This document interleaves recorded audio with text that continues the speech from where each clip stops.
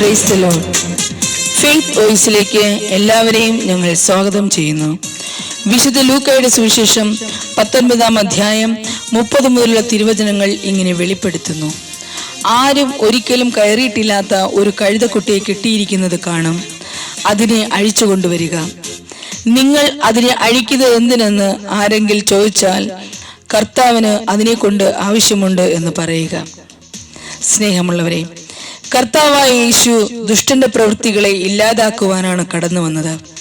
മനുഷ്യൻ പാപം ചെയ്ത് തന്റെ ആധിപത്യം സാത്താന് നൽകിയപ്പോൾ മനുഷ്യന്റെ മേൽ സാത്താൻ കെട്ടിയ പാപത്തിന്റെ നുകം മനുഷ്യൻ പേറുവാൻ തുടങ്ങി. ഈ പാപത്തിന്റെ നുകം ഏറ്റെടുക്കുവാനും മനുഷ്യനെ എന്നേക്കുമായി തന്റെ രക്തം മറുവിലയായി നൽകി രക്ഷയിലേക്ക് നയിക്കുവാൻ, നന്മയിലേക്ക് പറിച്ചു നടുവാൻ കർത്താവായ യേശു കടന്നു വന്നു. നാം വായിച്ചു കേട്ടത് കെട്ടിയിടപ്പെട്ട ഒരു കഴുതക്കുട്ടിയെയാണ്. എന്നാൽ യേശു പറഞ്ഞു, അതിനെ അഴിച്ചു കൊണ്ടുവരിക. കഴുതക്കുട്ടിയെ കെട്ടിയിട്ടവൻ ചോദിച്ചപ്പോൾ കർത്താവിന് ഇതിനെ കൊണ്ട് ആവശ്യമുണ്ടെന്ന് ശിഷ്യർ പറഞ്ഞു.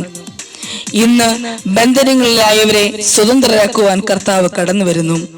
രോഗങ്ങളാലോ ഭാരങ്ങളാലോ കഷ്ടതകളാലോ ബന്ധിക്കപ്പെട്ടവരെ കർത്താവ് സ്വതന്ത്രമാക്കുവാൻ ആഗ്രഹിക്കുന്നു.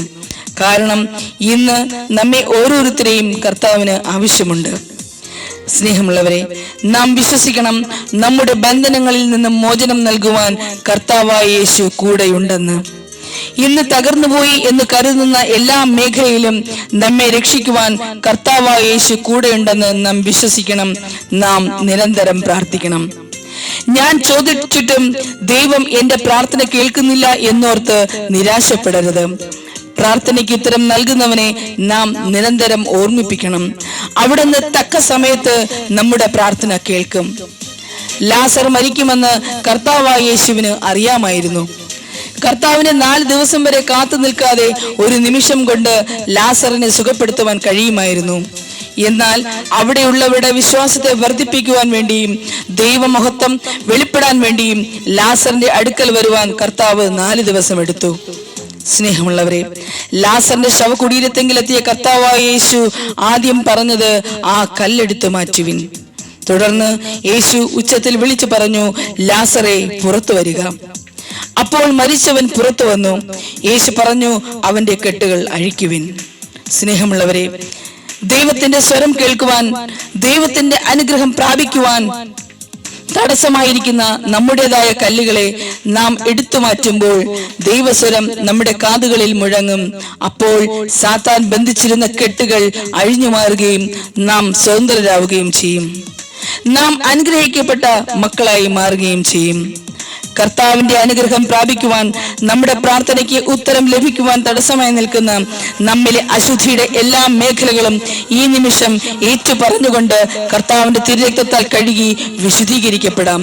അപ്പോൾ നമ്മിലുള്ള സാത്താന്റെ ചെയ്തികൾ ഇല്ലാതാകുകയും നമ്മുടെ കെട്ടുകൾ അഴിക്കപ്പെടുകയും ചെയ്യും.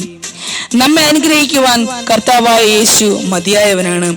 വിശുദ്ധ ലൂക്കായുടെ സുവിശേഷം 18-ാം അധ്യായം വിളിച്ചു പറയുന്നു, മനുഷ്യർക്ക് അസാധ്യമായത് ദൈവത്തിന് സാധ്യമാണ്. അസാധ്യങ്ങളെ സാധ്യമാക്കുന്ന ദൈവം, നമ്മെ ശക്തനാക്കുന്ന കർത്താവായ യേശു ഇന്ന് അത്ഭുതങ്ങളാൽ നമ്മെ നയിക്കും. ഇന്ന് അസാധ്യമായ നമ്മുടെ ആവശ്യങ്ങളെ ആ കർത്താവായ യേശു ഇന്ന് സാധ്യമാക്കും. കാരണം കർത്താവായ യേശു ഇന്ന് നമ്മുടെ കൂടെയുണ്ട്. നമ്മുടെ ആവശ്യങ്ങൾ അവിടുന്ന് സഹായിക്കും. എന്നെ ശക്തനാക്കുന്നവൻ മുഖാന്തിരൻ, അസാധ്യമായി എനിക്കൊന്നുമില്ല. എന്നെ ശക്തനാക്കുന്നവൻ മുഖാന്തിരൻ, ഹല്ലേലൂയ. ബുദ്ധിക്കതീതമത്യത്ഭുതങ്ങളാൽ എൻ്റെ ദൈവം എന്നെ നടത്തും. ആമേൻ. ബുദ്ധിക്കതീതമത്യത്ഭുതങ്ങളാൽ എൻ്റെ ദൈവം എന്നെ നടത്തും. അതുകൊണ്ട് സാധ്യമേ, എല്ലാം സാധ്യമേ. എന്നേശുവൻ കൂടെയുള്ളത്. ഓ യേശുവേ, സാധ്യമേ, എല്ലാം സാധ്യമേ. എന്നേശുവൻ കൂടെയുള്ളതാ. ഇന്ന് നമ്മുടെ ഭാരങ്ങളിൽ, പ്രയാസങ്ങളിൽ നാം വീണു പോകാതെ യേശു തന്റെ വലം കൈയാൽ നമ്മെ താങ്ങി നടത്തും. കാരണം അവിടുന്ന് സകല മർത്യരുടെയും ദൈവമായ കർത്താവാണ്. അവിടത്തേക്ക് അസാധ്യമായി ഒന്നുമില്ല. ആ കർത്താവ് ഇന്ന് നമ്മെ അനുഗ്രഹിക്കും. ഭാരം പ്രയാസങ്ങൾ വന്നിടിലും തെല്ലും കുലുങ്ങുകയില്ല. ഹല്ലേലൂയ. ഭാരം പ്രയാസങ്ങൾ വന്നിടിലും തെല്ലും കുലുങ്ങുകയില്ല. ഇനി ബുദ്ധിക്കതീതമം ദിവ്യ സമാധാനം എൻ്റെ ഉള്ളത്തിൽ അവൻ നിറയ്ക്കും. ആമേൻ. ബുദ്ധിക്കതീതമം ദിവ്യ സമാധാനം എൻ്റെ ഉള്ളത്തിൽ അവൻ നമുക്ക് ഏറ്റുപറയാം, സാധ്യമേ, എല്ലാം സാധ്യമേ, യേശു എന്റെ കൂടെയുള്ളതിനാൽ. ആമേൻ. സാധ്യമേ, എല്ലാം സാധ്യമേ, എന്നേശുവൻ കൂടെയുള്ളതാ. ഇന്ന് അന്ധകാര ശക്തി നമ്മുടെ മേൽ കെട്ടിയ എല്ലാ കെട്ടുകളും വചനമാകുന്ന യേശു ഇന്ന് അഴിച്ചു മാറ്റും. അവിടെ നിന്ന് നമ്മെ സ്വതന്ത്രരാക്കും. കർത്താവിനെ നോക്കിയവരാരും ഇന്നുവരെയും ലജ്ജിതരായിട്ടില്ല. അവിടുത്തെ വിളിച്ചവരാരും നിരാശപ്പെട്ടിട്ടുമില്ല. ആ യേശു ഇന്നും നമ്മെ സഹായിക്കും, നമ്മെ അനുഗ്രഹിക്കും. സാത്താന്യ ശക്തികളെ ജയിക്കും ഞാൻ, വചനത്തിൻ ശക്തിയാൽ ജയിക്കും ഞാൻ. ഹല്ലേലൂയ. സാത്താന്യ ശക്തികളെ ജയിക്കും ഞാൻ, വചനത്തിൻ ശക്തിയാൽ ജയിക്കും ഞാൻ. ബുദ്ധിക്കതീതമം ശക്തി എന്നിൽ നിറച്ചെന്നെ ജയാളിയായി നടത്തും. ആമേൻ. ബുദ്ധിക്കതീതമം ശക്തി എന്നിൽ നിറച്ചെന്നെ ജയാളിയായി നടത്തും. യേശുവേ, സാധ്യമേ, എല്ലാം സാധ്യമേ, യേശു എന്റെ കൂടെയുള്ളതാ.